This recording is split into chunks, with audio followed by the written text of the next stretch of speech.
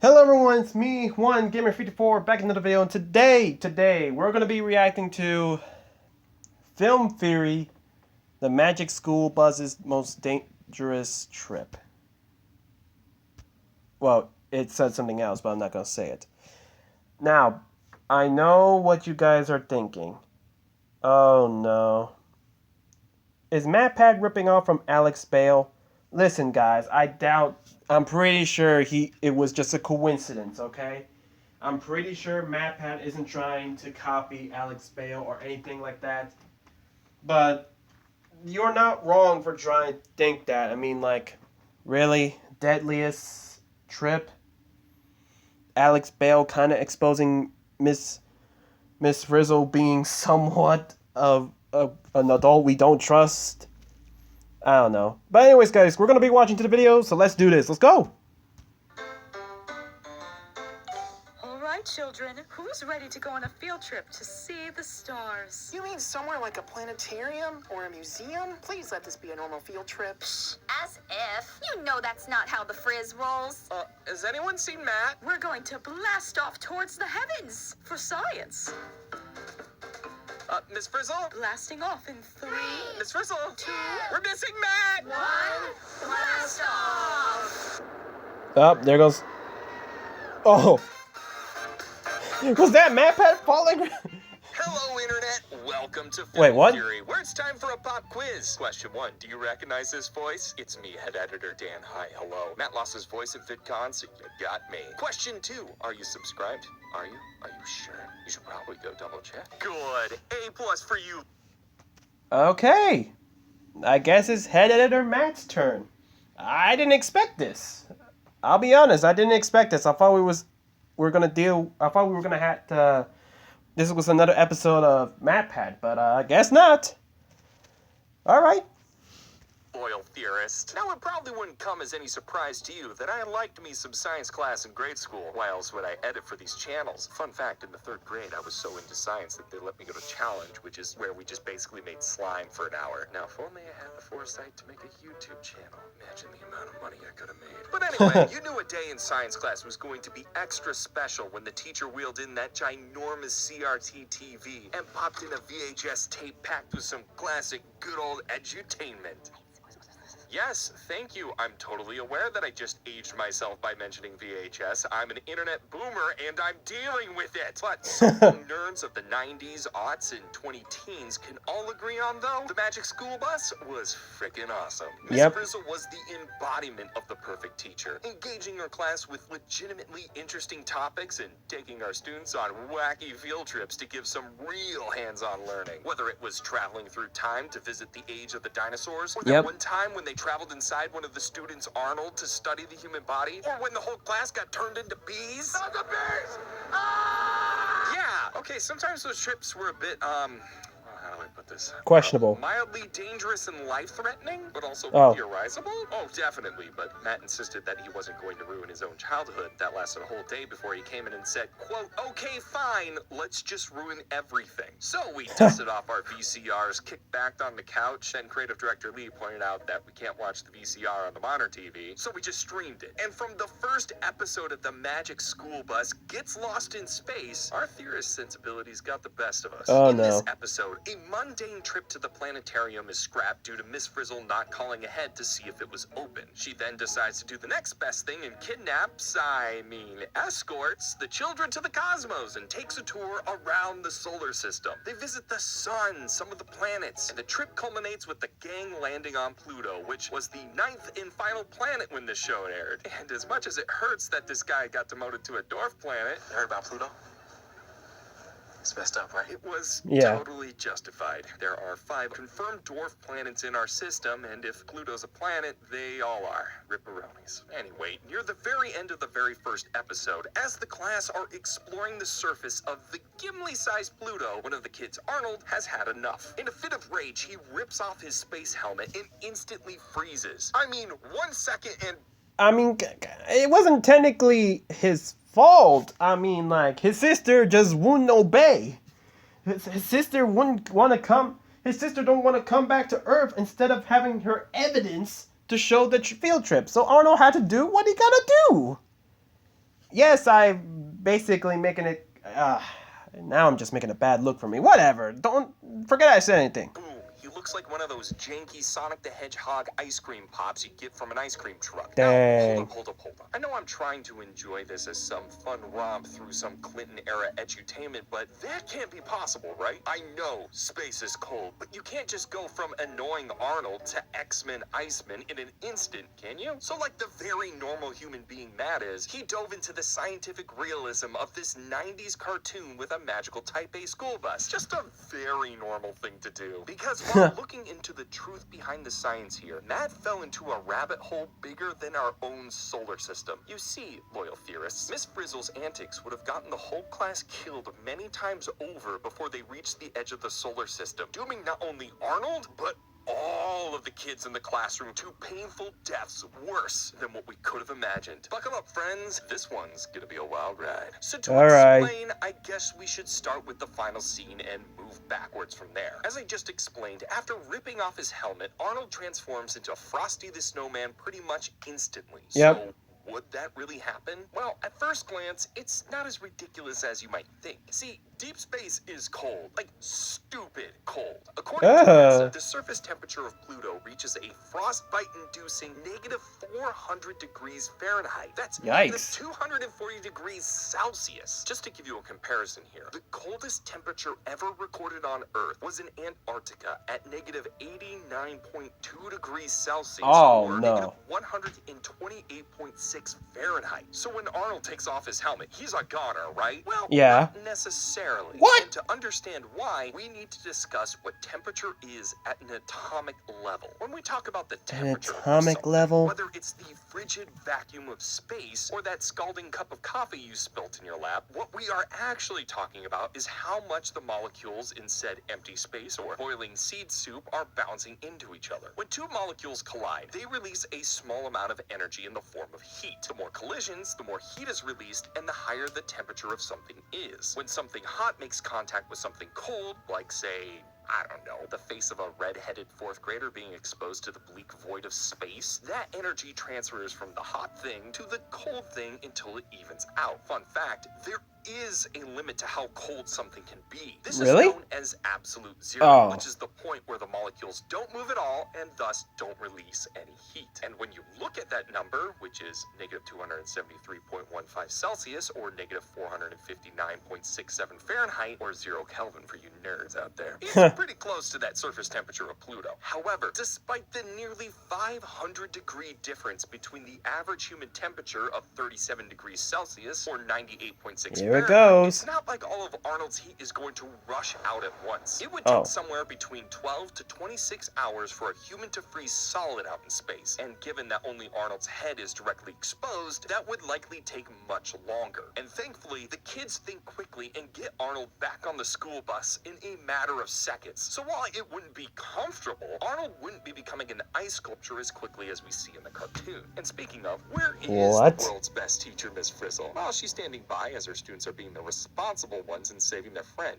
The principal is probably going to have a word with her when they get back to Earth. Now, while Arnold might survive his brief encounter with the chill of Pluto, this little maneuver still would have killed him. Just not for the reasons you might expect. What do you mean? As Arnold takes off the helmet, the pressure of the oxygen inside his lungs would be released into space like a shaken up can of Diet Coke. We briefly touched on this in our episode about Portal 2's brief pit stop on the moon over on our sister location, Game Theory. But it's worth reiterating here. A Dan Cyber survival tip. If you were ever stupid enough to remove your helmet off in space, don't hold your breath. Why? Because as I just said, in a vacuum, all the oxygen in your lungs immediately wants to expand and rush out into the void. And if you hold your breath, then there's nowhere for that oxygen to go and it's gonna tearing through. Oh, yep. I don't know about you, but if my choices are gasping for air or ruptured lungs, I'm gonna pick the option that doesn't cause one of my major organs to, literally explode. You're right, you're right. Like Arnold makes a point to empty his lungs in this scene, so while the cold might not have killed him, the ruptured lungs might have. Just might have. But maybe, even if yes. he did breathe out before taking off his helmet, the whole no oxygen oxygen thing is obviously going to be bad news for Arnold. Without Yes. oxygen flowing through your bloodstream, your organs and especially your brain would begin to shut down after about 3 minutes. But that's 3 whole minutes to get somewhere where you can breathe again. The quick thinking from the other kids likely did save Arnold's life here, making most of this memorable scene something entirely survivable. But, well, as I alluded at the top of this episode, Arnold and the rest of the class wouldn't have ever made it to Pluto. Just before the gang Oh, reaches no. Pluto, they take a jaunt around the outermost planets in the solar. Let me guess. It has to do with something about the sun. I'm not sure about the other planets, but I'm thinking maybe Mars is heavy. Maybe the Mars atmosphere is heavy, and the sun, being close to the sun, even for a quick breeze, that's going to annihilate everything.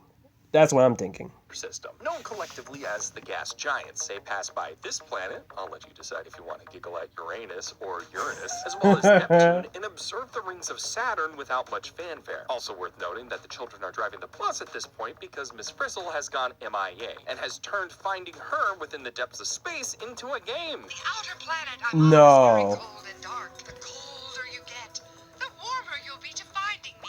Oh, great. Now it's a riddle. Hey, you know, the more I talk about this, the more I'm like, Miss Frizzle was really irresponsible, wasn't she? We're not only Yeah. lost in space, we're lost in space without a teacher. What are we gonna do? What are we gonna do? What are we gonna do? Yeah, it's gonna take more than a trip to the guidance counselor's office to work through this trauma. Anyway, the Yep. gas giant they actually spend time at is Jupiter, the Oh. largest planet in our solar system. And what do? They fly right into the Great Red Spot. Now, if you've seen a picture of Jupiter, you probably recognize this thing. It's one of the planet's most iconic features. But what you might not Yeah. know, that it's not just a cool aesthetic feature or a beauty mark. It's a massive hurricane-like storm that's been raging since at least the 1830s. What? Or, as of April 3rd, 2017, the storm is approximately 16,350 kilometers in width, 10,160 miles, meaning that Are you Jupiter's kidding Great me? Red Spot is wider than the entire Earth. And size isn't the only No. frightening factor the storm has going for it. Its speed is also insane. The fastest wind speed ever recorded on Earth was a blistering 231 miles per hour, or about 372 kilometers per hour, recorded on Mount Washington in New Hampshire in 1934. The wind speeds in the Great Red Spot can reach upwards to 400 miles per hour, or about heck no. 644 kilometers per hour, just under double the speeds on Earth. Now, Raising Cane's Chicken Fingers and Post Malone. Sorry about that, guys. Again, and also hashtag non-spawn. Hashtag not spot. No spawn, sir. Okay? In 44 kilometers per hour, just under double the speeds on Earth. Now, flying into the dense atmosphere of Jupiter with speeds that fast would easily tear a typical school bus to shreds. But Yes. this is a magic school bus after all, so I'll leave that be. But magic wouldn't protect the kids from letting the storm into the bus. In order to Yeah. collect proof of their visit, the kids open a spigot that allows the gases of the red spot to pour into the bus. Now, with those 400 miles per hour speeds, this would be like opening a window on the fastest train. But that is nothing compared to the sheer weight of the atmosphere that would begin pouring into the bus at that incredible speed. Remember earlier when we talked about all of the air wanting to get out of Arnold's Yeah. lungs in the vacuum on Pluto? That happens because of air pressure. Basically how much the air inside of something pushes up against the walls of its container. Since there isn't a ton of gas in Pluto's atmosphere, the air pressure would be higher in Arnold's lungs than on Pluto. But on Jupiter, you have the opposite problem. The air pressure on the quote-unquote surface of Jupiter is roughly 5 to 10 times that of Earth, or say the interior of a magic school bus meant to keep Earthlings comfortable. Long and short of it is, Jovian gas wouldn't just trickle in with the spigot. It would instantly flood the interior of the bus, and that could cause some serious complications depending on what it's made of. Despite decades of study, scientists aren't 100% sure what the big red spot is made of. Some theories suggest it's ammonia reacting to to acetylene, both of which would burn the inside of your lungs and throat on contact. Others suggest that the red spot, like the rest of Jupiter, is composed of hydrogen and helium. Either way, this would be awful news for the children, who would likely be thrown around by the 400 miles per hour wind, spewing toxic or unbreathable gases into the bus's cabin. And frighteningly, this would likely be the least painful cause of death for these kids on this field trip from hell. Before suffocating on Jupiter, the class dodges some asteroids in the asteroid belt and makes a quick pit stop. Least painful. Oh no. To Mars. Now, with Oh the no. field in a painfully thin atmosphere, a prolonged stay on the Martian surface could be dangerous due to radiation exposure. But that's nothing compared to the dangers of the class landing on Venus. Let's just say things wouldn't be looking so hot for Miss Frizzle's class after this. Actually, scratch that. Things would be looking very hot. See, despite being further from the sun than Mercury, Venus is actually the hottest planet in the solar system, with its average surface temperatures racing 850 degrees Fahrenheit, 154 degrees Celsius. That's 10 times hotter than a painfully warm 85-degree day here on Earth. Why is it like Try this? an Arizona summer? 96.5% Never. of the Venetian atmosphere is made of carbon dioxide. And if you know anything about CO2 here on Earth, you'll know that it's a greenhouse gas. That means it likes to absorb the heat coming from the sun. Earth's atmosphere is approximately 0.04% carbon dioxide. So that 96.5% figure? That's insane. And it's basically turned Venus's atmosphere into a giant blanket that's holding in all of the heat it absorbs over a few million or billion years. It's so hot that even metals like lead start to melt at those temperatures. The longest a space probe has ever landed on the surface of Venus is just over 2 hours. If something the smartest scientists on the planet literally built and designed to work on Venus couldn't even outlast the runtime of an Avatar movie, this would mean that Miss Frizzle's class would be dismissed pretty much the moment they step out onto the surface. And even if they somehow survived this hellscape of heat, they'd rather be dead the next time it rained, because what are those clouds made of, Miss Frizzle? It's sulfuric acid. Sulfuric acid? Oh. It's a deadly poison. Speaking of utterly painful death, man, what a transition. You pretty much encounter all of the same issues on the bright side of Mercury, which can reach temperatures of roughly 800 degrees Fahrenheit or 427 degrees Celsius. But that would be nothing compared to what comes next, since Miss What Frizzle more is decides there to you start want from me, this man? field trip. Yeah. What more do you want? What more do you want from me? Ah, yeah, Miss Frizzle's done. She's done.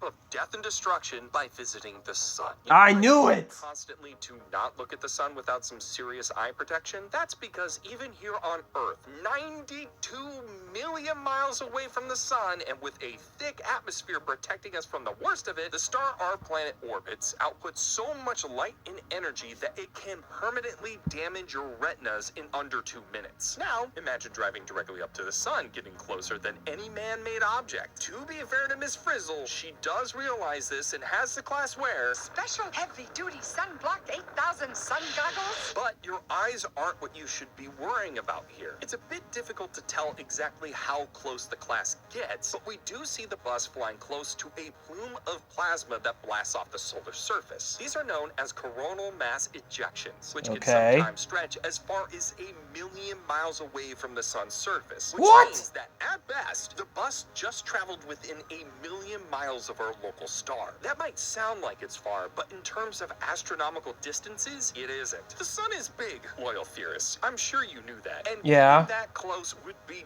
devastating. The Parker Solar Probe, which is on its way to the sun right now, will be the closest man-made object ever to go near the sun. It was specifically designed to get close to our star, but at its closest, it will still be about 4 million miles away. At about 3 million miles away, the temperatures of just being near the sun will already be enough to cause those NASA spacesuits to fail. Basically, if you were really going to get close to the sun, it would look less like a fun edutainment cartoon and more like the sci-fi horror movie Sunshine. So every step of the way, every planet these kids stomped on would have been a death trap for them, except the one that created such a terrifyingly memorable moment, ironically enough. But here's the thing, loyal theorists. It's not just the planets that would have hurt these kids. Miss Frizzle do doom these children to a long, agonizing, painful death before they even set foot on another planetary body No. or flew too close to the sun. And it all comes down to one thing. Radiation. See, there's a lot of radiation in space, and I mean a lot. But there are special kinds that you should be extra concerned with if you ever find yourself in space. The first is solar radiation. While we're on Earth, we don't have to worry about this stuff. As I mentioned earlier when we briefly talked about Mars, an atmospheric or electromagnetic field protects us from most of this stuff. And even the things that get through the ultraviolet light can be negated by slathering on a layer of sunscreen. But in space, there's nothing to block the dangerous solar particle events, galactic cosmic rays, ionizing radiation like X-rays or gamma rays that the sun emits. And I don't mean the sort of gamma radiation that turns you into the Fantastic Four or the Incredible Hulk. The stuff is much less cool, damaging your DNA in ways that give you cancer instead of superpowers. NASA specifically builds their spaceships, space stations, and space suits to shield the astronauts from this sort of radiation. That's partially why the suits are so bulky and why they have those cool gold visors. Both details that the Magic School Bus spacesuits don't have. And as a result, these particles would be cutting through kids like a radioactive knife through children-shaped butter, likely making the kids very, very sick just by exiting Earth's atmosphere. In the end, every decision Miss Frizzle made along this field trip, from allowing the kids to collect Jovian gas, to stopping by on the surface of Venus and Mercury, to flying by the sun, and even just exiting the Earth's atmosphere without the proper precautions, would have led to the deaths of these children multiple times over. She exposed them to lethal doses of radiation, subjected them to inhumane temperatures, and left them to get crushed and suffocated in a hurricane literally bigger than Earth. While I love learning and passing on knowledge, doing so in this way was irresponsible. These kids should have been scared far sooner than when Arnold took off his helmet. The one thing in this trip that, ironically, they would have survived with minimal injuries. All in all, Miss Frizzle gets an F for fired. And yet, despite all of this information Matt is having me read, I would want nothing more than to go on this field trip. I want to go to space. No, you don't. That's just... Dang. All that in one episode. And yet Alex Bale covered through lots, and I mean lots of episodes. So hey, if you guys want me to react to Alex Bale's version of the Magic School Bus, make sure you like the video so I know you guys enjoyed this video. Comment down below what you want me to react to next. We're taking requests. And subscribe. I'm trying to upload daily. This is 1Gamer54 signing off.